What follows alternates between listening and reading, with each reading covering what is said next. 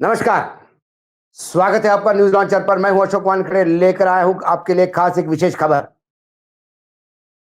Adani group के chairman Gautam Adani के नाम पर अहमदाबाद के जिला और सेशन कोर्ट को समन्स जारी करने का आदेश केंद्र सरकार के न्याय और विधि मंत्रालय ने दिया। यह समन्स भारत भूमि पर हुए कुछ गलत गैर कानूनी काम के लिए नहीं है, लेकिन अमेरिका में गौतम अडानी के खिलाफ जो वारंट इशू हुए थे रिश्वत के मामले में, उसका तामील करने के लिए यह आदेश गए। और यह आदेश 25 फरवरी को ही मंत्रालय से निकल चुके हैं। कानून मंत्रालय के विधिक कार्य विभाग डीएलए जिसको कहते हैं, ने पिछले महीने अमेरिका से प्राप्त एक समन्स को अहमदाबाद के जिला और सेशन कोर्ट को भेजा था। यह पत्र 25 फरवरी को लिखा गया था और कहा गया था कि गौतम अडानी को समन्स देने की प्रक्रिया शुरू की जाए। यह समन्स वाली जो बात थी, यह मुकदमा है न्यूयॉर्क के पूर्व जिला संघीय अभियोजकों के साथ मिलकर अमेरिकन रेगुलेटरी अथॉरिटी जो है एसईसी ने दायर किया था, जिसमें गौतम अडानी, उनके भतीजे सागर अडानी पर अडानी ग्रीन लिमिटेड के कार्यकारी के रूप में कथित तौर पर अमेरिकी निवेशकों से सैकड़ों मिलियन डॉलर की रिश्वत छिपाने का आरोप है। एसईसी का दावा है कि यह रिश्वत भारतीय अधिकारियों को ऊंची दरों पर ऊर्जा खरीदी के लिए दी गई थी, जिससे अडानी ग्रीन और एक और सोलर प्लांट ऑपरेटर अजोरे पावर को लाभ हुआ। अब देखिए इसमें भी कितना लोचा है। अडानी जी के लिए सरकार कहां तक गिर सकती है और कितना झूठ बोल सकती है। हिंदू अखबार के अनुसार 18 फरवरी को न्यूयॉर्क की अदालत में जब एसईसी जो अमेरिकन रेगुलेटरी अथॉरिटी है, उन्होंने ये सूचित किया कि हमने हेग संधि के तहत भारत सरकार से समन्स तामील करने की सहायता मांगी है। हेग संधि में जो देश जुड़े हुए हैं, उन देशों के बीच में यह करार है कि कोई भी देश का आपराधिक गतिविधि यदि होती है और मुजरिम यदि किसी दूसरे देश में है, तो वो उसका समन्स तामील करने में उसकी मदद करेगी, एक दूसरे की सहायता करेगी। ये उन्होंने 18 फरवरी को कहा। यह खबर मार्केट में आने के बाद 19 फरवरी को एक आरटीआई एक्टिविस्ट ने न्याय और विधि मंत्रालय में आरटीआई दायर करते हुए पूछा, क्या अमेरिकन सरकार की तरफ से ऐसा कोई रिक्वेस्ट लेटर आया है जिसमें अडानी के खिलाफ समन्स जारी करना है। तब जो 3 मार्च को उत्तर मिला आरटीआई एक्टिविस्ट को, उसमें यह कहा गया था कि 21 फरवरी तक उसे कोई अनुरोध नहीं मिला। और फिर 25 फरवरी को पत्र भी जाता है कि आप समन्स तामील करें। 18 से 21 तारीख तक यह समन्स न्याय विधि मंत्रालय में नहीं आया, ऐसा सरकार का कहना है, जो कि ये सारे मेल से होने वाले काम हैं। इसमें 5 मिनट से ज्यादा का समय नहीं लगता। लेकिन कहीं ना कहीं मुझे लगता है अडानी जी के बचाव के मुद्रा में सरकार आने से ये जवाब दिया होगा। अडानी ग्रुप पर यह मुकदमा पिछले साल से चर्चा में है, जब अमेरिकन अभियोजकों ने आरोप लगाया कि अडानी समूह ने भारतीय अधिकारियों को रिश्वत देकर सोलर पावर कॉन्ट्रैक्ट हासिल किए थे। अडानी ग्रुप ने इसको निराधार कहा। इसी बीच अमेरिका में डोनाल्ड ट्रंप सरकार आई और उन्होंने विदेशी भ्रष्टाचार निवारण अधिनियम के प्रवर्तन को 10 फरवरी को 180 दिनों के लिए निलंबित कर दिया था, जिसके तहत अडवाणी पे आरोप लगाए गए थे। तब अडानी समर्थक जितने अखबार है, चैनल्स है, गोदी मीडिया या बड़े-बड़े पोर्टल्स भी जो अपने आप को बड़े सोशल मीडिया में क्रांतिकारी बताते हैं, उन्होंने भी ये कहा था कि अमेरिका का ये कानून रद्द हो गया, जिसके चलते अब अडानी जी पे कोई मुकदमा नहीं चलेगा और अडानी जी को बड़ी राहत मिल गई है। लेकिन मुकदमा अपने रफ्तार से चला और इसमें कोई बदलाव नहीं हुआ। पिछले साल ब्रुकलिन के फेडरल अटॉर्नी ने एक आरोप पत्र पेश किया जिसमें अडानी के पर अधिकारियों की रिश्वत देने का आरोप था। रिश्वत अडानी ग्रुप की सहायक कंपनी अडानी ग्रीन एनर्जी द्वारा उत्पादित बिजली खरीदने के लिए अधिकारियों को राजी करने के लिए दी गई थी। इस संबंध में कंपनी ने अमेरिकी निवेशकों को गुमराह किया था, जबकि कंपनी ने निवेशकों से लिखित में कहा था कि इस प्रोजेक्ट में उन्होंने किसी तरह की रिश्वत नहीं दी है, ना ही किसी तरह का भ्रष्टाचार का सहारा लिया है। रॉयटर्स के मुताबिक गौतम अडानी की कथित रिश्वत योजना का पूरा विवरण संघीय अभियोजकों ने 54 पेज के आपराधिक अभियोग में दर्ज किए हैं। अडानी और उनके साथ सहयोगी के बीच बड़े पैमाने पे इलेक्ट्रॉनिक संदेश को पकड़ा गया, ईमेल को। 2020 की शुरुआत में solar energy corporation of India ने अडानी ग्रीन एनर्जी को महत्व देना शुरू किया। सोलर एनर्जी कॉर्पोरेशन ने एजोर पावर ग्लोबल से भी 12 गीगावाट सौर ऊर्जा परियोजना के लिए कॉन्ट्रैक्ट किया। दोनों कंपनियों को बिजली बेचने में से भविष्य में भारी मुनाफा होने वाला था, ऐसा प्रोजेक्शन किया। एसईसी ने एजोर सीईओ को प्रतिवादी के रूप में शामिल नहीं किया, लेकिन एजोर की सिक्योरिटीज फाइलिंग से पता चलता है कि उस समय सीईओ रंजित गुप्ता थे। गुप्ता पर यूएस न्यायिक विभाग ने रिश्वत विरोधी कानून का उल्लंघन करने की साजिश का आरोप लगाया। हालांकि एजोर ने कहा था कि वह अमेरिकी जांच का सहयोग कर रहा है और आरोपों से जुड़ी व्यक्तियों को 1 साल से ज्यादा समय पहले ही कंपनी छोड़ दी थी। एईसी के अनुसार सागर अडानी और जौहर सीईओ ने उस समय इस देरी पर बेचैनी दिखाई और रिश्वत देने का संकेत दिया। एन्क्रिप्टेड मैसेज एप्लीकेशन व्हाट्सएप पर एजोर सीईओ ने 24 नवंबर 2020 को लिखा कि स्थानीय बिजली कंपनियों को प्रेरित किया जा रहा है। सागर अडानी ने फरवरी 2021 में कथित तौर पर जवाब दिया, हाँ, लेकिन ऑप्टिक्स को कवर करना बहुत मुश्किल है। सागर अडानी ने एजोर के सीईओ से कहा, जैसा कि आप जानते हो, हमने इस मंजूरियों को आगे बढ़ाने के लिए प्रोत्साहन को दुगना कर दिया है। यह प्रोत्साहन माने रिश्वत था। फेडरल कोर्ट के अभियोग के मुताबिक अगस्त 2021 में गौतम अडानी की दक्षिण राज्य आंध्र प्रदेश के एक अधिकारी के साथ कई बैठकों में से पहली बैठक हुई, जिसे उन्होंने कथित तौर पर राज्य को बिजली खरीदने के लिए सहमत करने के बदले $228 मिलियन की रिश्वत देने का वादा किया था। जस्टिस विभाग के अभियोग के अनुसार दिसंबर तक आंध्र प्रदेश बिजली खरीदने के लिए सहमत हो गया और छोटे अनुबंध वाले अन्य राज्यों ने भी जल्दी ही ऐसी ही पहल की। अमेरिकी अधिकारियों ने कहा कि अन्य राज्यों के अधिकारियों को भी रिश्वत देने का वादा किया गया था। एईसी के अनुसार 6 दिसंबर 2021 को एक कॉफी शॉप में बैठक के दौरान एजोर के अधिकारियों ने कथित तौर पर इन अफवाहों पर चर्चा की कि अडानी ने किस तरह सरकारी सौदे पर हस्ताक्षर करने की मदद की थी। गौतम अडानी ने 14 दिसंबर 2024 को कहा कि 2030 तक अडानी ग्रीन एनर्जी दुनिया के सबसे बड़ी ऊर्जा कंपनी बन जाएगी। एईसी ने अपने शिकायत में लिखा, एजोर और अडानी ग्रीन के लिए अचानक अच्छी किस्मत ने मार्केट में धूम मचा दी। भारतीय मीडिया अडानी ग्रुप की सफलता के गीत गाने लगा, लेकिन पर्दे के पीछे कथित रिश्वत इस सफलता के जड़ में थी।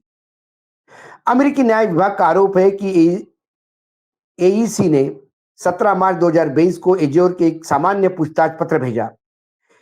एजोर उस समय न्यूयॉर्क स्टॉक एक्सचेंज में कारोबार कर रही थी। एईसी ने उसके हालिया कॉन्ट्रैक्ट के बारे में पूछा था। न्याय विभाग के अनुसार गौतम अडानी ने अगले महीने यानी अप्रैल में अपने अहमदाबाद दफ्तर में एक बैठक के दौरान एजोर के प्रतिनिधियों से कहा कि उन्हें उम्मीद है कि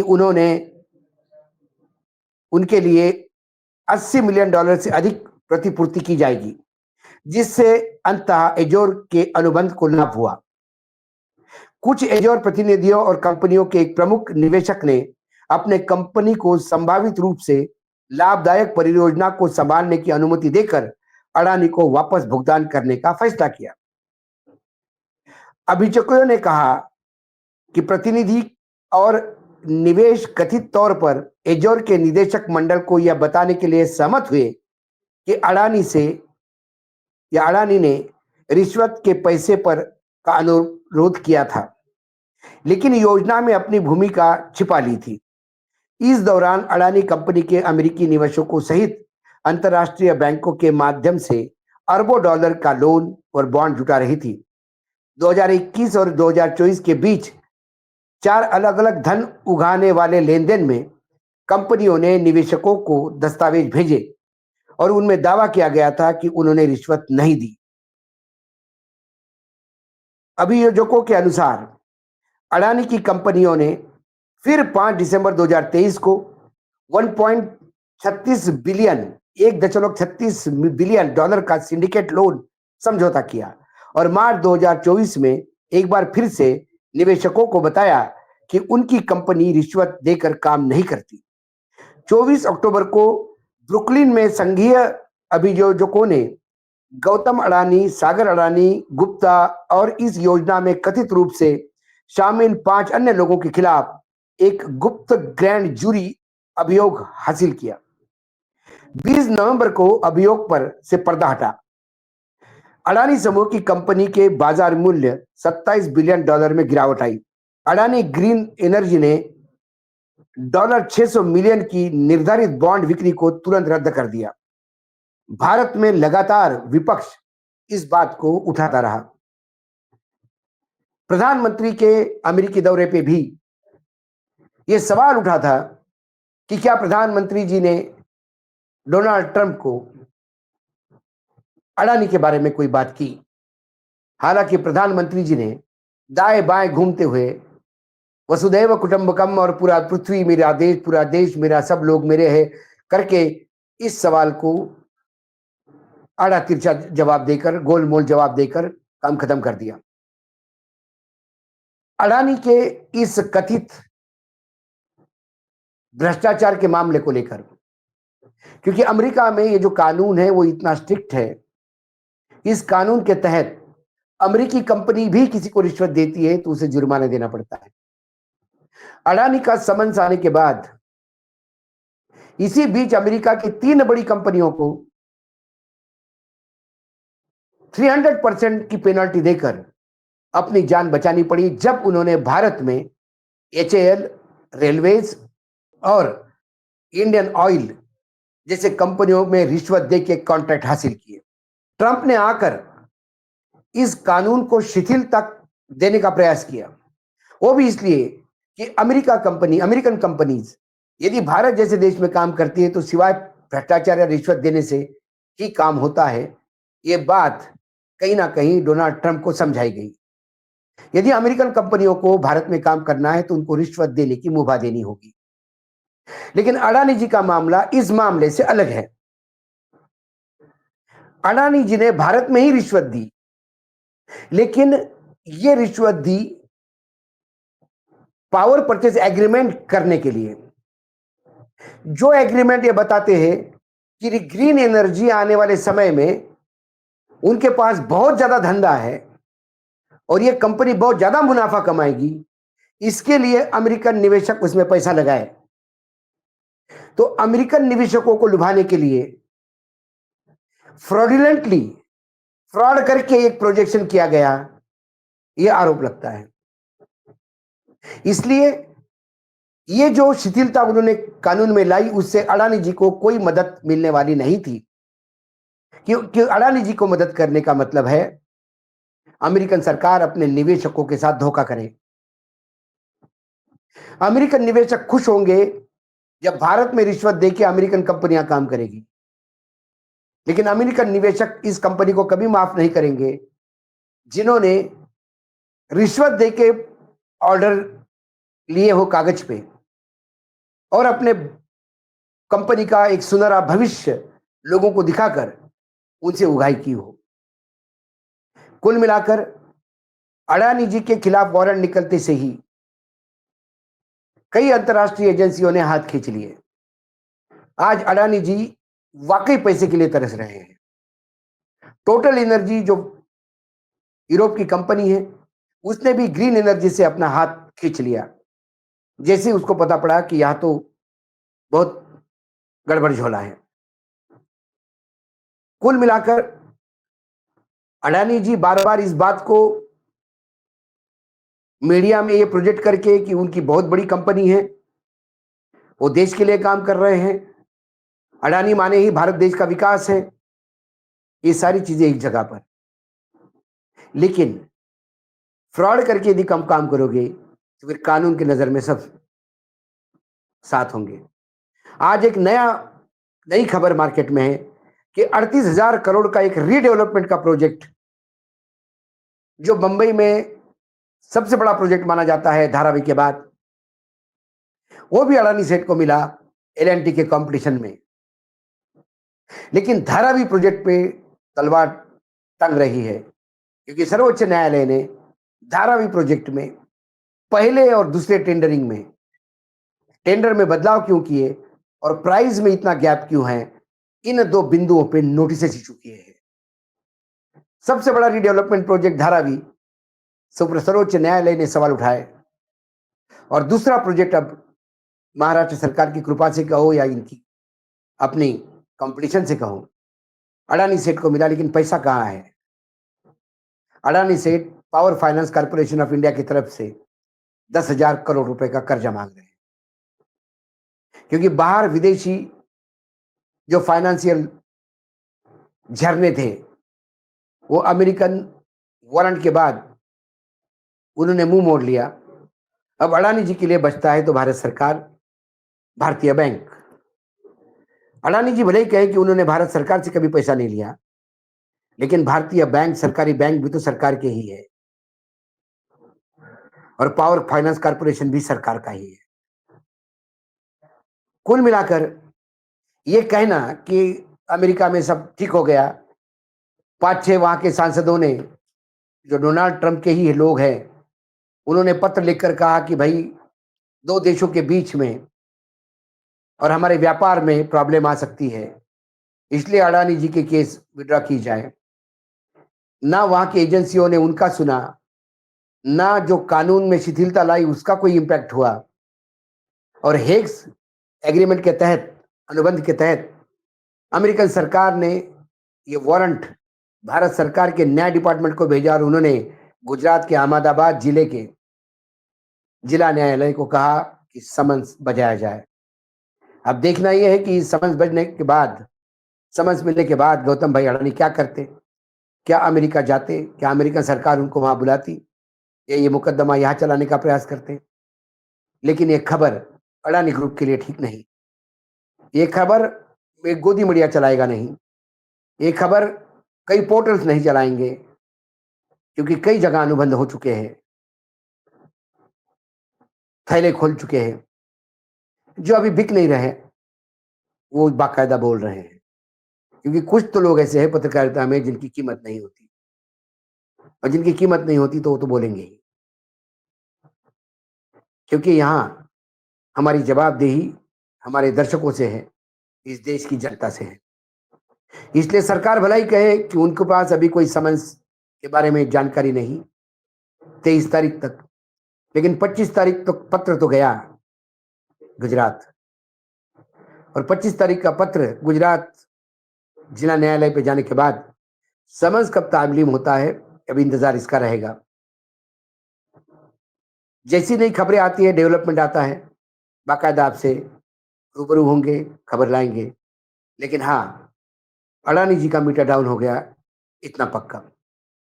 भारत सरकार कितनी भी साथ रहे, लेकिन हमारी सरकार जब जाती है अमेरिका, तो अमेरिका के सामने कैसी मिमियाने लगती है ये पूरे विश्व ने देखा है, भारत ने भी देखा है। अडानी जी को क्या मोदी जी बचा पाएंगे? अडानी जी को क्या अमेरिकी जांच एजेंसियों से छुड़वा पाएंगे? अहम सवाल। क्या अडानी जी बच पाएंगे? दूसरा सवाल। क्या अडानी जी का साम्राज्य इसी नींव पे है? तीसरा सवाल। कई सवाल है, इसके जवाब समय समय के साथ मिलते रहेंगे। आज इतना ही, कल फिर आता हूं किसी विषय के साथ। तब तक के लिए नमस्कार, देखते रहिएगा न्यूज लॉन्चर।